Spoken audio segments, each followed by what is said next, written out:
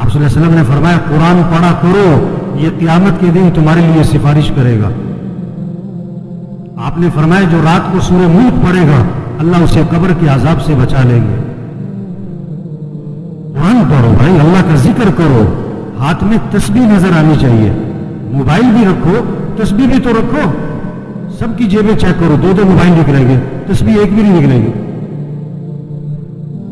کسی کو موبائل تحفے میں دو بڑا خوش ہوتا ہے، کسی کو تسبیح تحفے میں دو۔